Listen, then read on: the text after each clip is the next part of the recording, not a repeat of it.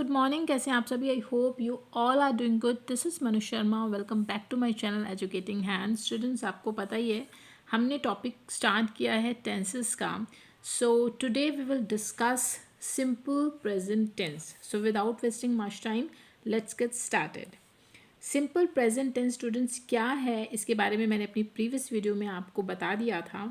जो आपका simple present tense है स्टूडेंट्स, वो उस एक्शन के बारे में बताता है जो एक्शंस या जो काम हम रेगुलर या एवरीडे बेसिस पे या ऑलवेज वो होते रहते हैं। और अगर मैं आपको हिंदी में बताऊं, अगर आपको किसी भी सेंटेंस को आप ट्रांसलेट करते हैं हिंदी में, तो वो सेंटेंसेस, वो वाक्य जो हिंदी में ता है, ती हैं और ते हैं से एंड होते हैं, वो सभी जो आपके सेंटेंसेस हैं वो आपने सिंपल प्रेजेंट टेंस के अंदर लेने हैं।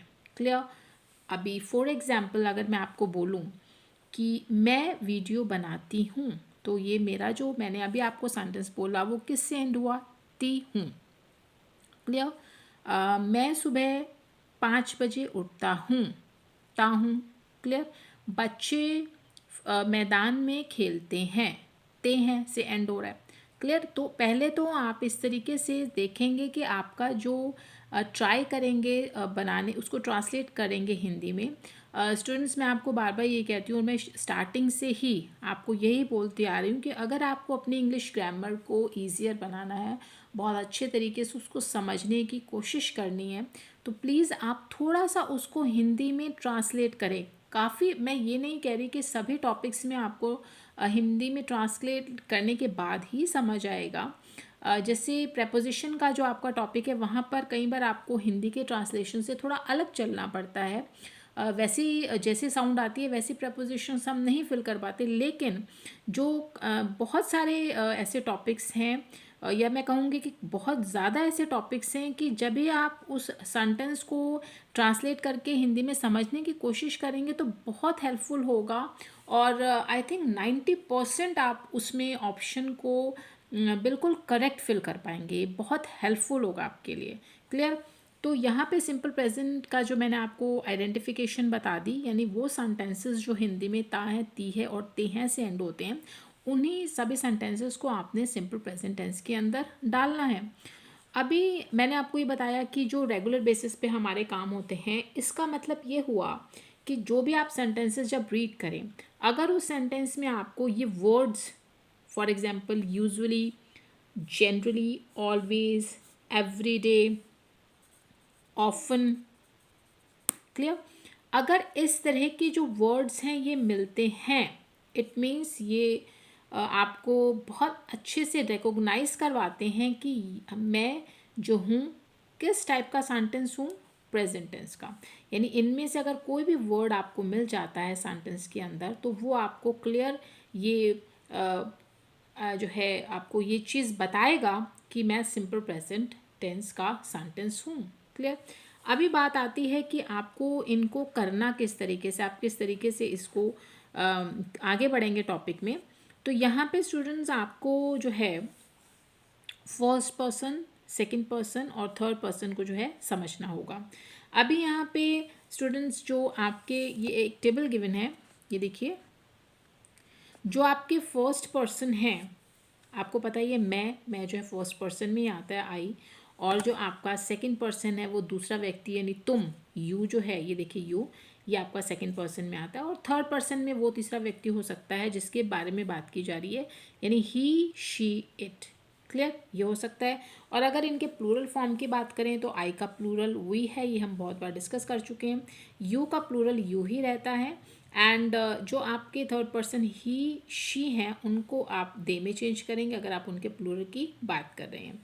क्लियर? तो यहाँ पे सिंपल प्रेजेंट टेंस की अगर मैं बात करूँ तो आपको थोड़ा सा एक चीज़ ध्यान में रखनी है कि जब भी आप इस टेंस को कर रहे हैं, तो वहाँ पे जो भी आपका, जो आपके सिंगल यानी जो आपका ही, यहाँ पे देखिए, सपोज़ कीजिए आपको सिंगुलर जो आपके सब्जेक्ट्स हैं, फॉर एग्जांपल ही, देखिए ही सिंगल के लिए यूज़ होता है, शी भी सिंगल के लिए यूज़ होता है, एंड इट किसी भी नॉन लिविंग थिंग, एनिमल्स, इनके लिए आप यूज़ करते हैं। तो वहाँ पे आप ओनली वर्ब की फर्स्ट फॉर्म को यूज़ करेंगे। और फॉर्म्स ऑफ वर्ब जो हैं वो भी मेरी प्रीवियस वीडियो में मैंने आपको बताया हुआ है कि किस तरीके से इसकी वर्ब्स की 3 फॉर्म्स होती हैं। प्लीज़ आप जाके वो वीडियो चेक कीजिए। तो आपने क्या करना है, सिंगुलर जो आपके सब्जेक्ट्स होंगे, ही, शी, इट या किसी सिंगल पर्सन का नेम, जैसे सोहन है या रीना है, वो एक ही है। क्लियर? तो आप वहाँ पे V1 को यूज़ करेंगे। इट मीन्स वर्ब की फर्स्ट फॉर्म आपने यूज़ करनी है और साथ में आप ऐड करेंगे एस या ES, जो भी वर्ब को सूट करेगा। क्लियर? क्या गो है तो आप उसे गोस करेंगे। क्लियर? कीप है तो कीप्स करेंगे। कब करेंगे ऐसा? जब आपका सब्जेक्ट ही, शी, इट में से कोई एक होगा। इट मीन्स वो सिंगुलर सब्जेक्ट होगा। अभी अगर मैं बात करूं प्लूरल की, जो आपके प्लूरल सब्जेक्ट्स हैं, प्लूरल में हम आई, यू, वी एंड दे को इंक्लूड करते हैं। यहाँ पे आपको सिर्फ V1 का यूज़ करना है, आपको S और ES इनका यूज़ नहीं करना है। क्लियर? यानी आप सिर्फ V1 लगाएंगे। अगर गो है तो आप उससे गो ही रहने देंगे। अगर आप कीप का यूज़ कर रहे हैं सेंटेंस में तो कीप ही रहने देंगे।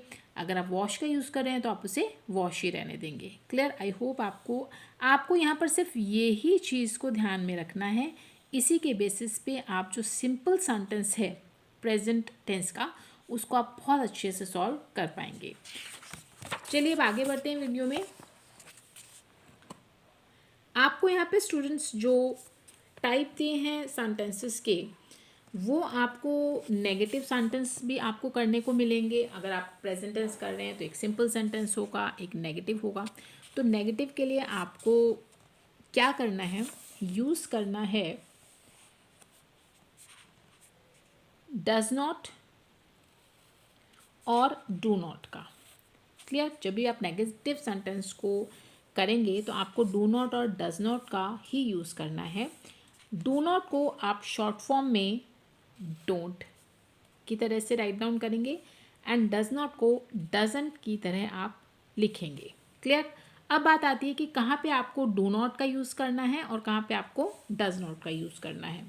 जो आपको डू नॉट का यूज़ करना है वो आपको प्लूरल सब्जेक्ट्स के साथ करना है, और जो आपके प्लूरल सब्जेक्ट्स हैं वो मैंने अभी जस्ट आपको जो है बताए हैं कि आपके प्लूरल सब्जेक्ट्स कौन से हैं। और आपका जो स्टूडेंट्स डज नॉट होगा वो आपने यूज़ करना है सिंगुलर सब्जेक्ट्स के साथ। वो भी मैंने आपको जस्ट बताया है। जो आपके सिंगुलर सब्जेक्ट्स हैं, ही, शी, इट या किसी सिंगल पर्सन का नेम, वहाँ अगर आप नेगेटिव सब्जेक्ट बना रहे हैं, नेगेटिव सेंटेंस बना रहे हैं, तो आप वहाँ पे डजन का यूज़ करेंगे।